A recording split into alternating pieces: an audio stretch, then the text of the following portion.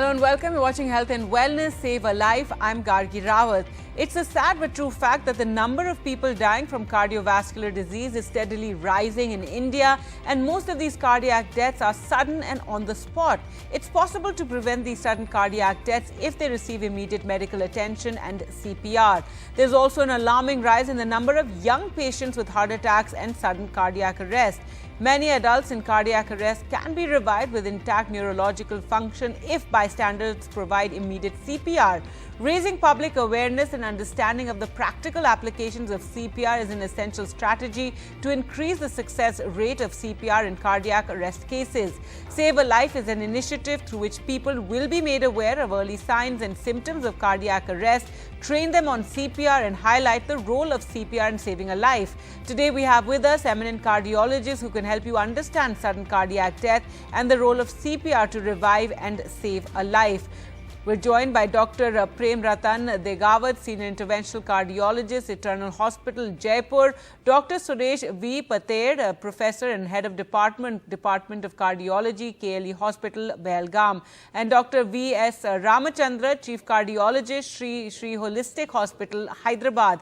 Thank you so much, doctors, for joining us on the program today. Dr. Pater, during cardiac arrest, what happens to a person, if you can explain this and, explain to us just what is cardiac arrest? Cardiac arrest is actually an emergency condition. It occurs very suddenly. Normally, there is an electrical system of the heart which keeps sending the electrical impulses, and the heart keeps beating at a rate of 60 to 100 per minute, so that there is an adequate cardiac output or the blood flow to the various parts of the body like the brain, lungs, kidneys, and the muscles of the body. And when the electrical system of the heart fails, the heart is unable to pump the blood. As a result, there is no blood supply to the brain, the muscles, the kidneys, and the lungs. So what happens is, the person, if he were to be standing, he will fall down to the ground because the muscles is not receiving and is not supporting. The brain is not receiving the blood supply, the person becomes unresponsive. The person, if it continues for a longer time, it can lead to convulsions and the person may have a death. So as a result, it is very important whenever we see a patient of a cardiac arrest to introduce the CPR and help him. Otherwise, the death can be there. And in general public, it is a notion that, cardiac arrest is equivalent to heart attack. It is not so. In heart attack, there is a blockage of the blood vessel and there is a less blood supply to the heart. Heart attack can be one of the cause of cardiac arrest, but not all cardiac arrests are because of the heart attack. Cardiac arrest can occur in the structurally normal heart individuals also.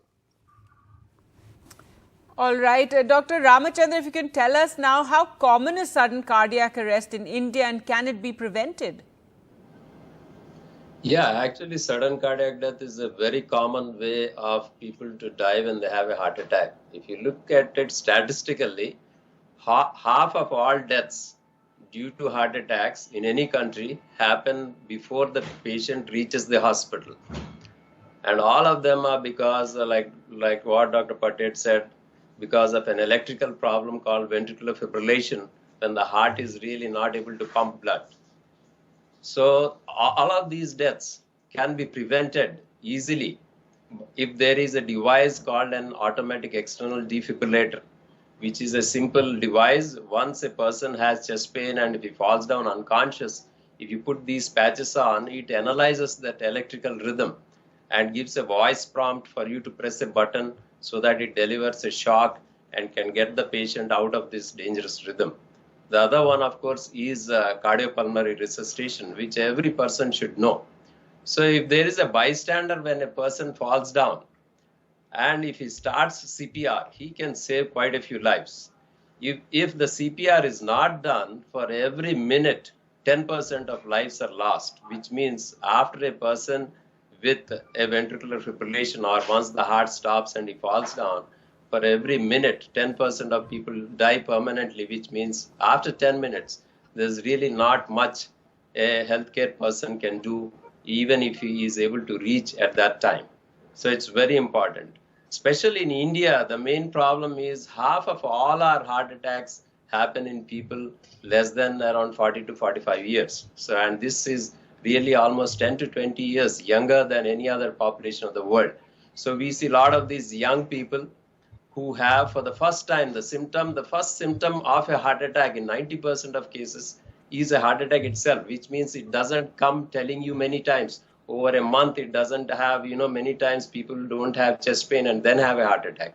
The first symptom is heart attack, and almost half of all deaths due to heart attacks happen before the person reaches the hospital statistically. So from this, you can estimate how common is sudden cardiac death.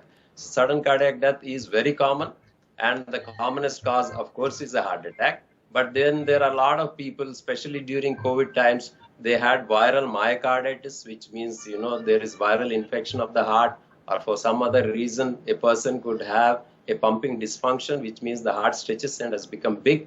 Even in these people, the commonest cause of death is again sudden cardiac death because of this electrical problem called ventricular fibrillation. And these can be prevented if a person has a pumping dysfunction. If his pumping capacity is less than 30 or 35%, they need to get a pacemaker-like thing called an implantable defibrillator, which continuously monitors this person's heart rhythm. And for some reason, if it is beating very fast, before the person falls down unconscious, the ICD device can shock them out of that rhythm problem. So this is also a very important treatment that can prevent sudden cardiac death. But if you ask the whole story, the easiest way to prevent sudden cardiac death is to prevent heart attacks. And this is a very preventable disease. We know now that 90% of heart attacks can be predicted by very easy means, and almost 90% can be prevented, because this is a lifestyle disease. This is a man-made disease.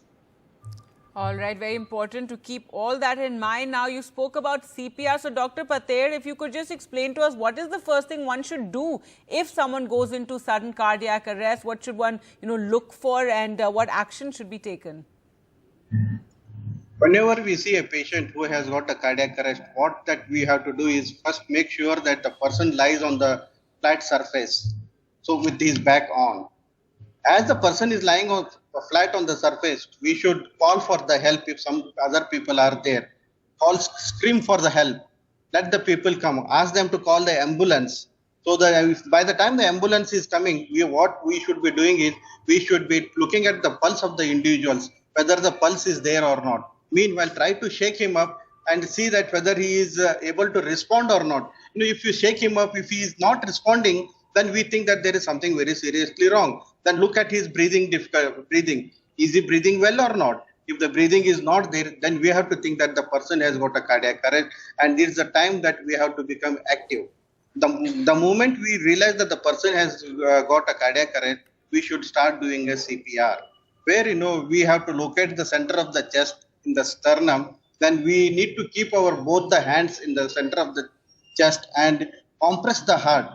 We have to compress at least by 2 inches depth down, so that we produce effective cardiac contraction and the heart is able to pump the blood to the systemic circulation.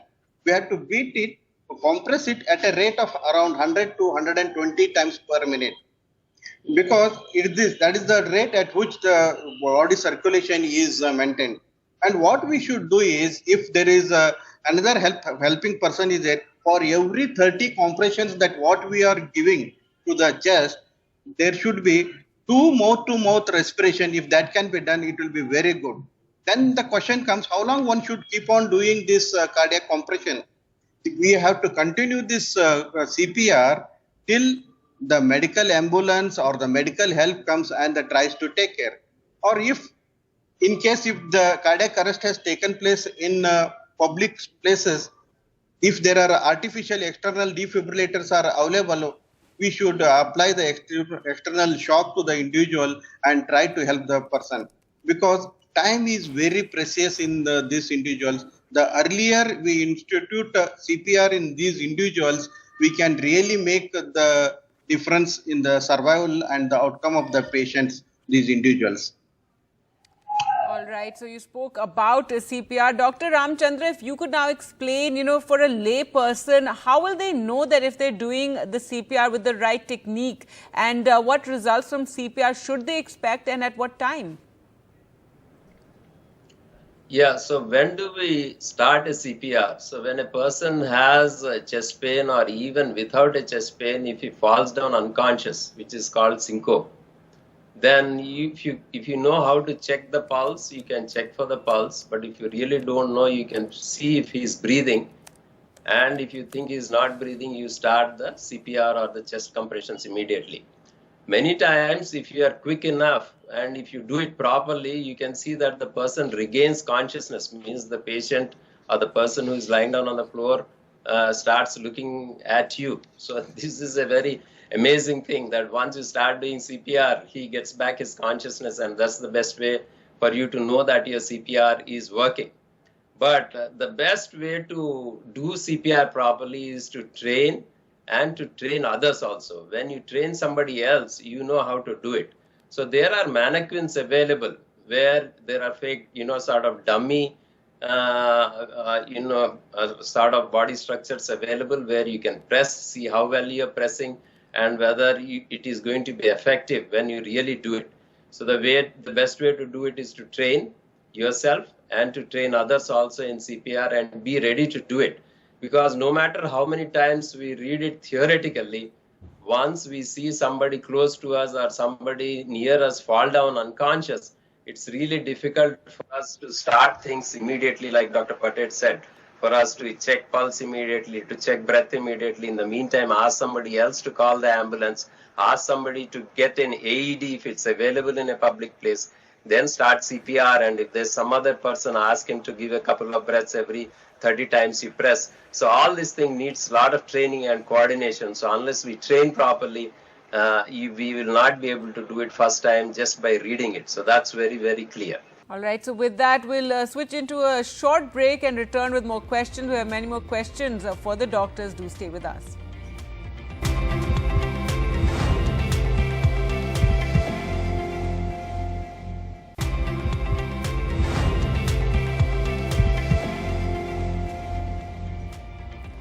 Welcome back. You're watching Health and Wellness, Save a Life, and we're talking about heart health and CPR. We're now joined by Dr. Degawat. And Dr. Degawat, while not all heart problems have the same symptoms as depicted in movies, certain indications are worth noting and scheduling a doctor's appointment. So if you could explain to us, how does someone know if he or she has a heart problem? So definitely the problem is, a heart problem is very much well going on this society. And the most common symptom that is very important to notice is that shortness of breath. Means that you are comfortable at rest, but whenever you do your activity like climbing stairs or when you have to go some outdoor work, you feel breathlessness. That is the most common symptom that we have to notice. Associated with this, if there is a swelling feet or there is excess sweating on exertion, like doing household work with the excess sweating, with palpitation. Palpitation means feeling of the heartbeat, extra beats, and there is nausea on heavy exertion. These are all initial symptoms which we should consider in our healthy lifestyle, because these symptoms, I think most of the person who have the cardiac disease, they feel, but they don't understand the symptoms. So shortness of breath is very essential to think. And how we know that we have shortness of breath? We have to be physically active. The problem is that somebody says that I'm healthy. Healthy doesn't mean that you are healthy. If you walk a speed of 6 to 7 kilometers per hour without the shortness of breath, that is, we call it healthy. So we have to consider the definition of the healthiness, that we have to be active. So first thing to detect your heart disease is to be active so that you can detect your problem. All right, Dr. Patel, almost every family has at least one person with cardiovascular disease. Tell viewers, how important is it for the patient caregivers and relatives and family members to learn CPR? So basically, almost every family member has got one heart disease patient, whether you see at home or you see at your workplace. As per one of the studies, the cardiac arrest, most of the time, it occurs at home, 70% of the individuals. In another 15% of the individuals, it occurs in the offices. So it is very important for the caregivers and the family members to know how to give a prompt CPR in individuals who have got a heart disease. because they are the first person who are going to be there with the patient and who are going to be helping the patient. And the time is going to be very precious in these individuals, persons who are having a cardiac disease. Once they have a cardiac arrest, in a matter of minutes, it is going to decide whether the person is going to survive or whether the person is going to make it or not going to make it. So the family members should know exactly how to give the CPR. That's what we told right now. Apart from knowing how to give a CPR, they also should know their family doctor's telephone numbers, their cardiologist number, how to call for an ambulance. These all small little things play a very big role in making the person survive. And the introduction of prompt CPR can increase the survival rate of the person at least by 2 to 3 times. So it is very important. All right. Dr. Degawat, what other causes could lead to sudden heart attack in a healthy individual with no associated risk factors? Sure, because you heard in lots of newspapers that a healthy individual suddenly collapsed. So most common cause of the sudden collapse is that there is a genetic factors. The disease sometimes runs in the families, like hypertrophic cardiomyopathy, the disease of the cardiac muscles, in which it generates a ventricular fibrillation suddenly. So some type of genetic problem, some genetic channelopathies are there, in which the cardiac muscles have tendency to be in ventricular fibrillation, which we call the cardiac arrest. So these are the changes. Sometimes there is leakage in the valve, or sometimes stenosis in the valve can lead to the sudden cardiac arrest. So these are the basic scenario where the genetic factor leakage in the valve can be associated with a healthy individual, which I have said earlier that all things can be detected earlier. If you have a family history of sudden cardiac death in your family or sudden death in your family, you have to go with your cardiologist and consult him that if there isn't any heart problem with us or not. Right. But Dr. Degawat, what if the person has an ICD or a pacemaker and they have a cardiac arrest? Can we then perform CPR on such patients? So CPR can be performed on the pacemaker, but the ICD is done for to prevent stop the cardiac arrest. So definitely the ICD is the prevention for the cardiac arrest. So on the pacemaker, CPR can be done very easily, but on ICD, if there is ICD, we have to be cautious, because during CPR you can get the shock from the ICD. So we have to be cautious during the CPR during the ICD, but pacemaker is not a problem. All right. Dr. Ramchandra, can a heart attack or sudden cardiac arrest, it's more likely to occur in people with existing heart problems or diabetes. So what information should they carry on them while going out? No, actually, it's if people have something called LV dysfunction, which means their heart pumping capacity is reduced. This is commonly called as heart failure. Normally, the heart is able to pump out, if it receives 100 ml, it pumps out 70 ml. So you call the capacity or the ejection fraction as 70%. So if it's less than 35%, then these people should get an ICD implanted. ICD is a pacemaker-like thing that actually can, continuously monitor the rhythm and shock them. And if they have the device, they can carry that card also. But otherwise, there are so many diabetics, so many people with high blood pressure, so many people prone to heart attacks. So really, it's not that they can carry something. What they should concentrate more is that they themselves can prevent almost 80 to 90% of heart attacks. Like I said, the main causes of sudden cardiac death are: number 1, heart attacks. Number 2 is the heart failure, or for some reason the heart pumping capacity has reduced. Or number 3, like doctor was telling, it's a genetic issue, which means there is a family history of sudden cardiac death. So these 3, if we are careful and we take the proper measures, we can prevent a lot of these sudden cardiac deaths. Sudden cardiac death is more preventable by the person himself than by a bystander who sees him. For a bystander who sees a person falling down suddenly unconscious, of course, he has to initiate CPR, get the automatic external defibrillator if it's somewhere nearby. But these things can save very few lives compared to the number of lives that can be saved if people take proper medicines, proper tests, and proper lifestyle measures to prevent heart attacks. Right. Dr. Degawat, people survive a first heart attack but then are at increased risk for another one. If you could tell us what precautions should they then take to reduce the chance of a second heart attack? So definitely the first is that the medication should be the timely. He or she should take the medication timely, because the lifestyle modification as well as the risk factor modification is very important. The lifestyle that we has to walk daily according to cardiologist, and the medication like his BP medicine, his diabetes medicine, his cholesterol lowering medication should be in the ideal and optimized by the cardiologist, so that he can be and very much optimized on the medication.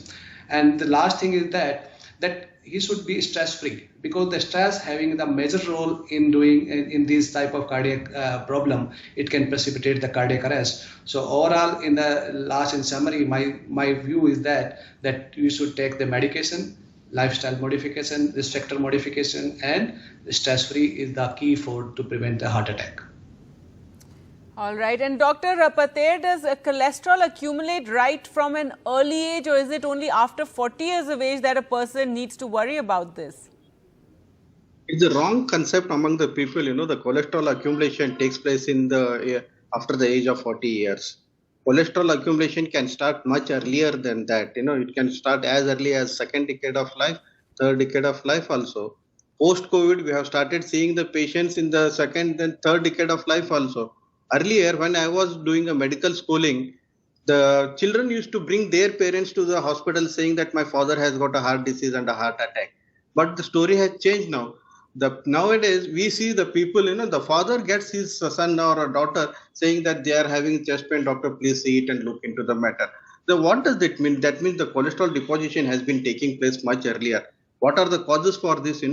Very bad lifestyle.